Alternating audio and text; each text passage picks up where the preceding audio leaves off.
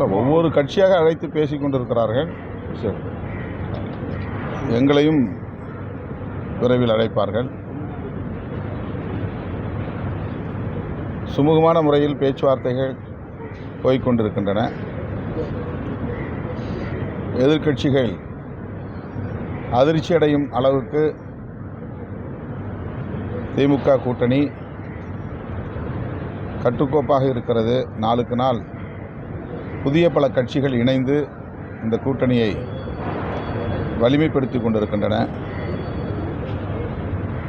திமுக தலைமையிலான கூட்டணிக்கு ஈடு கொடுக்கும் வகையில் தமிழகத்தில் மாற்று கூட்டணி ஏதும் இன்னும் உருவாகவில்லை.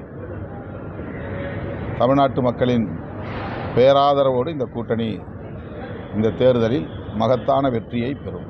ஜோதிமணி இன்னைக்கு என்ன சொல்லியிருக்காங்க, விஜய் 2ஆம் இடத்துக்கு வருவார், கண்டிப்பாக வருவார் அப்படின்னு சொல்லி பேட்டி கொடுத்துருக்காங்க. அது அவங்களுடைய கருத்து. மக்கள் தான் தீர்மானிக்கக்கூடிய சக்தி. தேர்தலுக்கு பிறகுதான் தெரியும். விஜய் இந்த தேர்தலில் எந்த அளவுக்கு ஓட் பேக் வாங்குவாருன்னு நீங்கள் எதிர்பார்க்கலாம்? இதெல்லாம் நம்ம முன்கூட்டியே யூகமாக சொல்ல முடியாது. அவர் ஒரு புகழ்பெற்ற நடிகர் என்பதனால் ஊடகங்கள் அவருக்கு கூடுதலான முக்கியத்துவத்தை தந்து கொண்டிருக்கின்றன. அவரால் தமிழ்நாட்டு அரசியல் தலைகீழாக மாறப்போகிறது என்பதை போன்ற ஒரு தோற்றத்தை திட்டமிட்டே உருவாக்கி கொண்டிருக்கிறார்கள். தமிழ்நாட்டு மக்கள் ஒப்பீட்டளவிலே பிற மாநிலங்களை விட அரசியல் விழிப்புணர்வு உள்ளவர்கள். ஆகவே கடந்த காலங்களில் சினிமா என்கிற ஒரு மயக்கத்தில் தமிழ்நாட்டு மக்கள் வாக்களித்ததைப் போல தற்போதைய சூழலில் அப்படி வாக்களிக்க வாய்ப்பில்லை. கருத்தியலை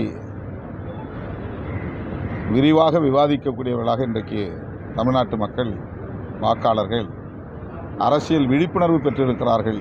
எனவே சினிமா மயக்கம் தமிழ்நாட்டை இனி பாதிக்காது என்று நான் நம்புகிறேன். பிரதமர் கடந்த 1ஆம் தேதியாக வந்து போனார். அதே நேரத்தில் மீண்டும் பிரதமர் தமிழகத்தில் வரக்கூடாது. அதை நீங்கள் எதிர்பார்க்குறீங்க? இல்லை, மீண்டும் மீண்டும் வருவார். தேர்தல் நேரம் தானே, பிரச்சாரத்திற்கு வருவார். மறுபடியும் வருவார். இன்னும் கூட்டணியில் அவர்கள் பேச்சுவார்த்தையை தொடங்கவில்லை. யார் யாருக்கு என்னென்ன சீட் என்பது குறித்து இன்னும் எந்த முடிவும் அவர்கள் எடுக்கவில்லை. ஆகவே அவர் வந்து போவது வழக்கமான ஒன்றுதான். அதில் ஆச்சரியப்படுவதற்கு ஒன்றுமில்லை. 3வது நாளாக நீட் தேர்வு அந்த மாணவர்கள் தொழில்நுட்ப கோளாறுனால கஷ்டப்படுறாங்க என்று சொல்கிறாங்க. 3வது நாளாக நிலைமை நீடிக்கிறது.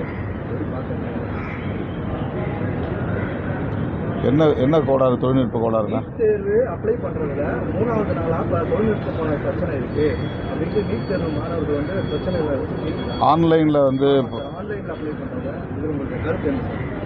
இதில் கருத்து சொல்கிறது என்ன இருக்குது? அந்த மாதிரியான தொழில்நுட்ப கோளாறு இல்லாத வகையில் பார்த்து கொள்ள வேண்டும். மாணவர்களுக்கு இலகுவாக பதிவேற்றம் செய்வதற்கு வழிவகை காண வேண்டும். ஓபிஎஸ் திமுகவில் இணைஞ்ச சில நாட்கள் தான் ஆகுது. அதுக்குள்ளே அவர் நான் இந்த இடத்துல போட்டி போட போகிறேன் அப்படின்னு சொல்லிட்டு அவர் மகனை விட்டு விருப்ப மனுலாம் பெற்றிருக்காங்க. அது ஒன்றும் தப்பு இல்லையா? அவர் திமுக ஆகிட்டார். அதனால் விருப்ப மனுக்கு போடுறதுங்கிறது இப்போ அவங்க வாங்கிட்டு இருக்கிறாங்க. அவருங்க விருப்ப மனு போட்டு தானே ஆகணும். என்னைக்கு சேர்ந்தாலும் விருப்ப மனு போட்டு தானே ஆகணும்.